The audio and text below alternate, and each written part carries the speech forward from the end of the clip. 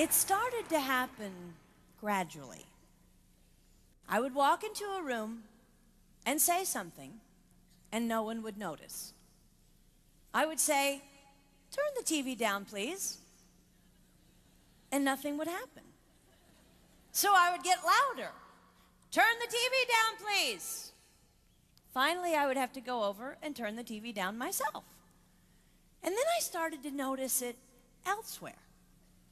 My husband and I had been at a party for about 3 hours, and I was ready to go. I looked over, and he was talking to a friend from work, and I walked over, and he kept right on talking. He didn't even turn toward me. That's when I started to put it together. He can't see me. I'm invisible. I'm invisible. Then I started to notice it more and more. I would walk my son to school, and his teacher would say, "Jake, who's that with you?" And my son would say, "Nobody." Granted, he's just 5, but nobody?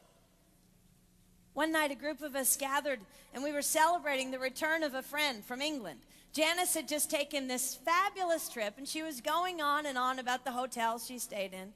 And I was sitting there looking around at the other women at the table. I'd put my makeup on in the car on the way there. I had on an old dress because it was the only thing clean, and I had my unwashed hair pulled up in a banana clip, and I was feeling pretty darn pathetic. And then Janice turned to me, and she said, "I brought you this." It was a book on the great cathedrals of Europe. I didn't understand.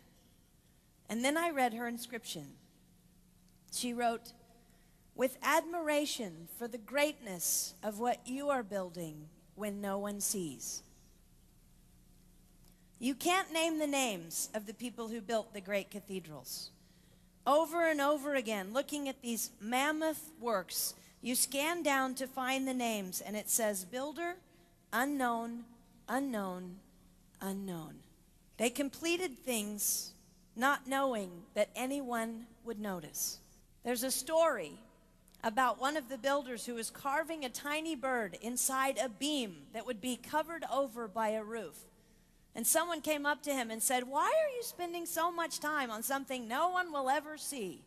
And it's reported that the builder replied, "Because God sees." They trusted that God saw everything. They gave their whole lives for a work, a mammoth work, they would never see finished. They showed up day after day. Some of these cathedrals took over 100 years to build. That was more than one working man's lifetime. Day after day. And they made personal sacrifices for no credit. Showing up at a job they would never see finished, for a building their name would never be on. One writer even goes so far as to say no great cathedrals will ever be built again because so few people are willing to sacrifice to that degree. I closed the book, and it was as if I heard God say, "I see you. You are not invisible to me. No sacrifice is too small for me to notice. I see every cupcake baked, every sequin sewn on, and I smile over every one. I see every tear of disappointment when things don't go the way you want them to go. But remember, you are building a great cathedral. It will not be finished in your lifetime, and sadly, you will never get to live there. But if you build it well, I will." At times, my invisibility has felt like an affliction to me. But it is not a disease that is erasing my life. It is the cure for the disease of self-centeredness.